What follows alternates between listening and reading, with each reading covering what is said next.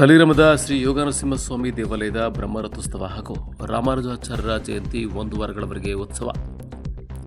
ಹೌದು, ಸಾಲಿಗ್ರಾಮದ ಶ್ರೀ ಭಾಷ್ಯಕಾರ ದೇವಾಲಯದ ಮಠಾಧಿಪತಿಗಳಾದ ಶ್ರೀ ಧನುರ್ದಾಸ ರಾಮಾನುಜಾಚಾರ್ಯ ಸ್ವಾಮಿಗಳ ಅಧ್ಯಕ್ಷತೆಯಲ್ಲಿ ನಡೆಯಲಿರುವ ಸಾಲಿಗ್ರಾಮದ ದಿವ್ಯ ಕ್ಷೇತ್ರದಲ್ಲಿ ವಿಜಯ ಮಾಡಿಸಿರುವ ಶ್ರೀ ಭಾಷ್ಯಕಾರ ಕರಕಮಲಗಳಿಂದ ಅರ್ಚನೆ ಮಾಡಲ್ಪಟ್ಟ ಗೌತಮ ಕ್ಷೇತ್ರದಲ್ಲಿ ವಿಜಯ ಮಾಡಿಸಿರುವ ಶ್ರೀ ಭೂನೀಳ ಶ್ರೀ ಅರವಿಂದನಾಯಕಿ ಸಮೇತ ಶ್ರೀ ಯೋಗನರಸಿಂಹಸ್ವಾಮಿ ದೇವಾಲಯದಲ್ಲಿ ದಿನಾಂಕ 17/4 ಇಂದಿನ ದಿನದಿಂದ ಉತ್ಸವ ನಡೆಯಲಿದ್ದು 22/4 ಮಂಗಳವಾರ ಬ್ರಹ್ಮರಥೋತ್ಸವ ನಡೆಯಲಿದೆ.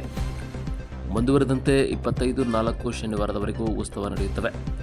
ಭಕ್ತಾದಿಗಳು ಸ್ವಾಮಿ ಕೃಪೆಗೆ ಪಾತ್ರರಾಗಬೇಕೆಂದು ಧನುರ್ದಾಸ ರಾಮಾನುಜಾಚಾರ್ಯ ಮಹಾಸ್ವಾಮಿಗಳು ಮನವಿ ಮಾಡಿದರು. ಸಭೆಯಲ್ಲಿ ಶ್ರೀ ಯೋಗನರಸಿಂಹಸ್ವಾಮಿ ದೇವಾಲಯದ ಪ್ರಧಾನ ಅರ್ಚಕರಾದ ಶ್ರೀನಿವಾಸ ಅಯ್ಯಂಗಾರ್ ಸೇರಿದಂತೆ ಗ್ರಾಮದ ಪ್ರಮುಖ ಮುಖಂಡರು ಹಾಜರಿದ್ದರು.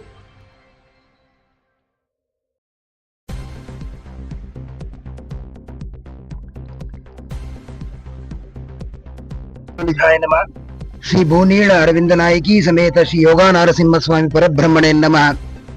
ಇವತ್ತಿನ ದಿವಸ ಗ್ರಾಮಸ್ಥರೆಲ್ಲ ಸೇರಿ ಇಲ್ಲಿಗೆ ಸೇರಿರೋದಂಥದ್ದು ಸ್ವಾಮಿಯವರ ಶ್ರೀ ಯೋಗನರಸಿಂಹಸ್ವಾಮಿಯವರ ಬ್ರಹ್ಮರಥೋತ್ಸವದ ಅಂಗವಾಗಿ ಗ್ರಾಮಸ್ಥರೆಲ್ಲ ಸೇರಿ ಒಂದು ತೀರ್ಮಾನ ತಗೊಂಡಿದ್ದಾರೆ. ಅದೇನು ಅಂದರೆ, ಈ ರಥೋತ್ಸವ ಕಾರ್ಯಕ್ರಮಗಳು ಬಂದು 9 ದಿನ ನಡೆಯುತ್ತೆ. ಆ ಕಾರ್ಯಕ್ರಮನ ಅಧ್ಯಕ್ಷತೆಯಲ್ಲಿ ನಮ್ಮ ಸ್ವಾಮಿಗಳಾದ ಶ್ರೀ ಧನುರ್ದಾಸ ರಾಮಾನುಜಾಚಾರ್ಯ ಸ್ವಾಮಿಗಳು ಅದನ್ನ ವಹಿಸಿಕೊಂಡು ನಡೆಸಲಿದ್ದಾರೆ. ಅದೆಲ್ಲ ತೀರ್ಮಾನ ಮಾಡಿ ಗ್ರಾಮಸ್ಥರು ಅವರಿಗೆ ವಹಿಸಿಕೊಟ್ಟಿದ್ದಾರೆ.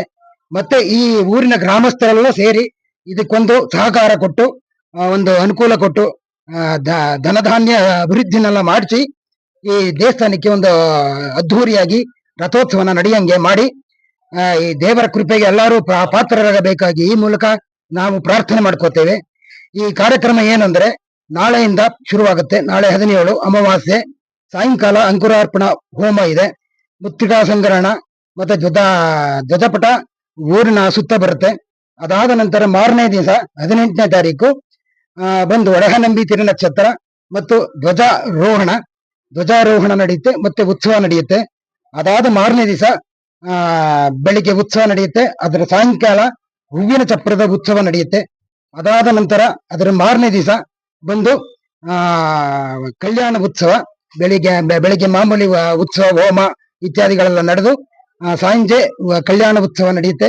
ಅದಾದ ಮಾರನೇ ದಿವಸ ಕಲ್ಯಾಣ ಉತ್ಸವದ ಮಾರನೇ ದಿವಸ ಬೆಳಿಗ್ಗೆ ಮಾಮೂಲಿ ಉತ್ಸವ ಹೋಮಾದಿಗಳೆಲ್ಲ ನಡೆದು ಸಂಜೆ ಹೂಬಾಣ ಗಜೇಂದ್ರ ಮೋಕ್ಷ ಅಂತ ಕರಿತೀವಿ.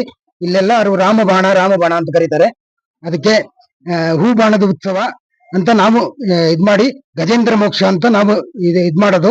ಅದನ್ನ ಗಜೇಂದ್ರ ದೇವರು ಮಾಡಿರೋದಂತದಕ್ಕೆ ಗಜೇಂದ್ರ ಮೋಕ್ಷ ಅಂತ ಕರಿತೀವಿ. ಇಲ್ಲ ಊರಿನವರೆಲ್ಲ ರಾಮಬಾಣ ಅಂತ ಕರೀತಾರೆ. ಆದ್ರಿಂದ ಅದಾದ ಮಾರನೇ ದಿವಸಕ್ಕೆ ಶ್ರೀ ಸ್ವಾಮಿಯವರ ಬ್ರಹ್ಮರಥೋತ್ಸವ ನಡೆಯುತ್ತೆ. ಡೋಲಾಯಮಾನವಾಗಿ ಬ್ರಹ್ಮರಥೋತ್ಸವ ಊರಿನ ಮುಖಾಂತರ ಎಲ್ಲ ಬಂದು ಮತ್ತೆ ಸ್ವಾಮಿ ಸನ್ನಿಧಿಯನ್ನ ಸೇರತಕ್ಕಂಥದ್ದು ಬ್ರಹ್ಮರಥೋತ್ಸವ ನಡೆಯುತ್ತದೆ. ಅದಾದ ಸಂಜೆ ಬಂದು ಶಾಂತೋತ್ಸವ ನಡೆಯುತ್ತದೆ.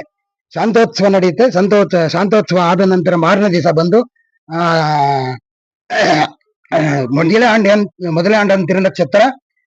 ಮೊದಲಾಂಡನ ತಿರುನಕ್ಷತ್ರ ಮತ್ತೆ ಸ್ವಾಮಿಯವರಿಗೆ ಅಭಿಷೇಕ ನಡೆಯುತ್ತೆ. ಅಭಿಷೇಕ ಆದ ನಂತರ ಸ್ವಾಮಿಯವರು ಪೂಜೆ ಆಗಿ ಸಂಜೆ ಪಲ್ಲಕ್ಕಿ ಉತ್ಸವ ನಡೆಯುತ್ತೆ. ಪಲ್ಲಕ್ಕಿ ಉತ್ಸವ ನಡೆದ ನಂತರ ರಾತ್ರಿ ಶಯನೋತ್ಸವ ನಡೆಯುತ್ತೆ. ಶಯನೋತ್ಸವ ನಡೆದ ನಂತರ ಉತ್ಸವ ಕಳ್ಳರ ಸುಳಿಗೆ ಉತ್ಸವ ಅಂತ ಮಾಡ್ತಾರೆ. ಅದೇ ದೇವರ ದೇವಸ್ಥಾನದ ಸುತ್ತನೇ ಮಾಡ್ತಾರೆ.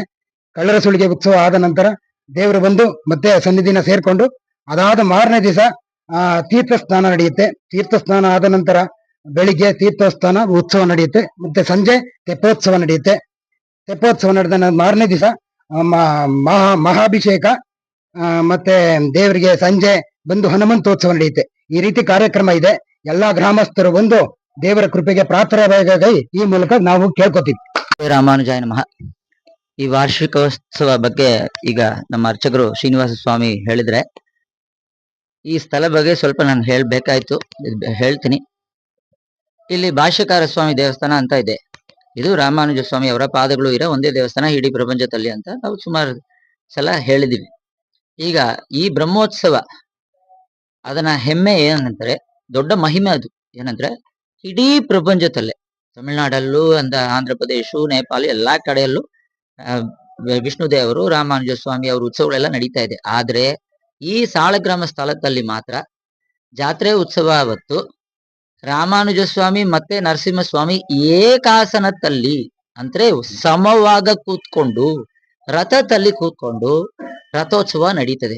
ಈ ತರ ಒಂದು ಉತ್ಸವ ಎಲ್ಲೂ ಇಲ್ಲ. ಅಂದ್ರೆ ರಾಮಾನುಜ ಸ್ವಾಮಿಗೆ ಎಷ್ಟು ಹೆಮ್ಮೆ ಅಂತ ನೋಡ್ಕೊಳ್ಳಿ. ಅದೇ ಮುಖ್ಯ ವಿಶೇಷ.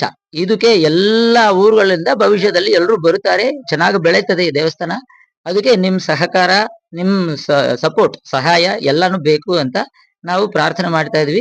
ಇದನ್ನ ಎಲ್ರಿಗೂ ನಾವು ತಿಳಿಸ್ಬೇಕು. ಅದಕ್ಕೋಸ್ಕರನೇ ಈ ವರ್ಷದಿಂದ ಪ್ರತಿ ಉತ್ಸವಗಳು ಏನೇ ನಡೀತಾ ಇದೆ, ವೈಕುಂಠ ಏಕಾದಶಿ ಮತ್ತೆ ಕಾರ್ತಿಕ ದೀಪೋತ್ಸವ ಎಲ್ಲದಕ್ಕೂ ಒಂದು ನ್ಯೂಸ್ ಕೊಡೋಣ ಅಂತ ನಾವು ಶುರು ಮಾಡಿದ್ವಿ. ಈ ರೀತಿಯಲ್ಲಿ ಇದನ್ನ ತಿಳಿಸಿ ಎಲ್ರಿಗೂ ಗೊತ್ತಾಗಿ ಎಲ್ರು ಬಂದು ದೇವರ ಅನುಗ್ರಹ ತಗೊಂಡು ಹೋಗ್ಬೇಕು. ಈ ಊರು ಬೆಳಿಬೇಕು.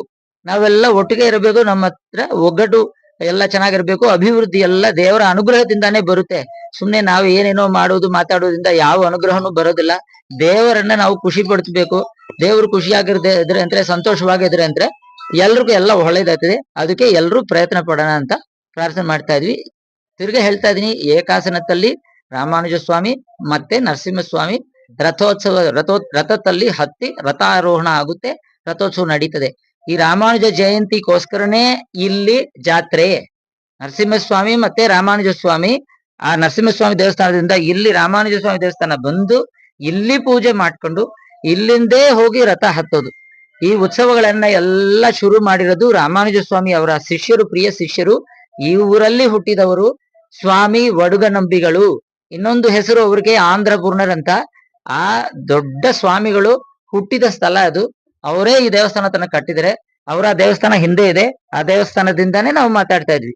ಅವರ ಹುಟ್ಟಿದ ದಿವಸ ನಾಳಿದ್ದು ಶನಿವಾರ. ಆವತ್ತೇ ಪ್ರತಿ ವರ್ಷ ಅಂಗುರಾರ್ಪಣೆ ಶುರುವಾಗುತ್ತೆ. ಇವತ್ತು ಒಂದು ದಿವಸ ಹಿಂದೆ ಆಯ್ತು ಅಷ್ಟೇ. ಆವತ್ತು ಅಂಗುರಾರ್ಪಣೆ ಶುರುವಾಗಿ ರಾಮಾನುಜ ಜಯಂತಿ ಇವತ್ತು ರಥೋತ್ಸವ. ಮಾರನೇ ದಿವಸ ರಥೋತ್ಸವಗೆ ದಾಶರಥಿ ಅಂತ ಇನ್ನೊಂದು ದೊಡ್ಡ ಶಿಷ್ಯರು ಅವರ ಪಾದಗಳನ್ನ ಮುಟ್ಟಿ, ಇಲ್ಲಿ ಒಂದು ಕೊಳ ಆಯ್ತು, ಆ ಕೊಳದಲ್ಲಿ ಅವರ ಪಾದಗಳನ್ನ ಮುಟ್ಟಿದ ಮೇಲೆ ಆ ತೀರ್ಥ ತನ್ನ ಯಾರೆಲ್ಲ ಕುಡಿದಿದ್ರು ಅದನ್ನ ಯೂಸ್ ಮಾಡಿದ್ರು ಅವ್ರಿಗೆಲ್ಲ ಪರಿವರ್ತನೆ ಆಗಿತ್ತು ಅಂತ ದಾಶರಥಿ ಕಟ್ಟೆ ಅಂತ ಐತೆ. ನಮ್ ನರಸಿಂಹಸ್ವಾಮಿ ದೇವಸ್ಥಾನ ಎದುರೇ ಒಂದು ಚಿಕ್ಕ ಕುಳ ಐತೆ. ಅದಕ್ಕೆ ಲೆಫ್ಟ್ ಸೈಡ್ ಅಲ್ಲಿ ನೀವು ನೋಡಿದ್ರಂದ್ರೆ ಒಳಗಡೆ ಈಗ ರಾಮಬಾಣ ಅಂತ ಹೇಳ್ತಾ ಇದ್ರಲ್ವಾ, ಅದು ಬಿಡೋದು ಅದೇ ದಾಶರಥಿ ಕಟ್ಟೆ. 1000 ವರ್ಷಗಳು ಹಳೆಯ ಕಟ್ಟೆ ಅದು.